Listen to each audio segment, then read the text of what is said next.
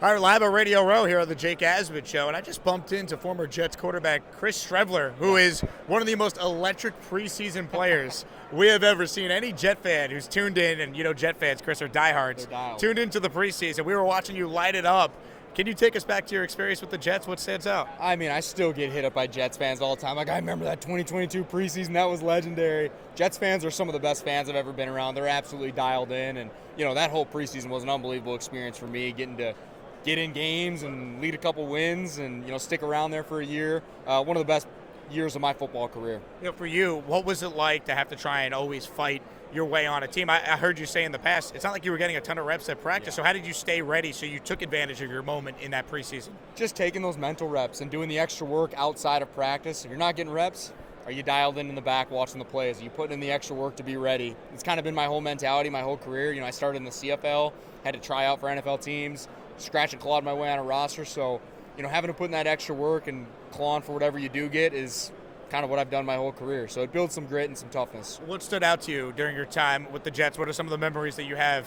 Man, I just built so many good friendships and connections with dudes on that team. I mean, even guys walking around, like I just saw Sauce and, you know, we're dapping up, and all the quarterbacks. I was texting with Flacco the other day. I mean, just so many guys that I still keep in touch with. Went to Ruckert's wedding a couple years ago. That's one thing that stands out to me about that team is how good of a locker room we had. We had so many good guys.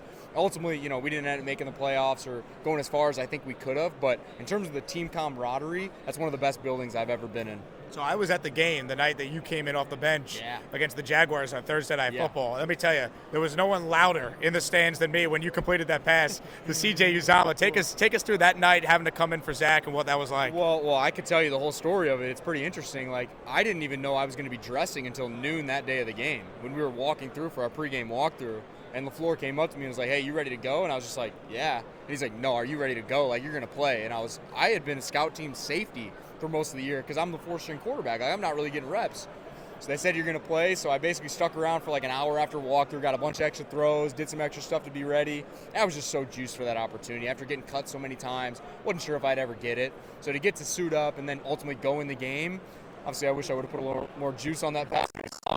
But just an unbelievable experience to get to go in there and just lay it out there, try to move the ball, and we did. We ultimately came up short, but we built some momentum.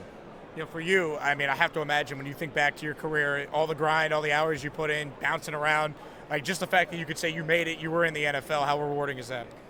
It's rewarding. I mean, you're always pushing for what's next, right? You always want more, and you're always trying to get better, but, you know, to start in the CFL, coming from South Dakota, and then come down to the NFL and stick around for 4 years, I mean, I'm very proud of that time because nothing was handed to me and I had to earn it every year, and that's built such a mindset of, you know, how to embrace adversity, how to overcome adversity, and all these things that I like to share with young athletes and business people. You have a media career now. I mean, it sounds like you're going to be very successful in that. Tell us about what you're doing. Well, I hope so. I mean, it's been fun. I'm here with Thursday Sports, as you can see.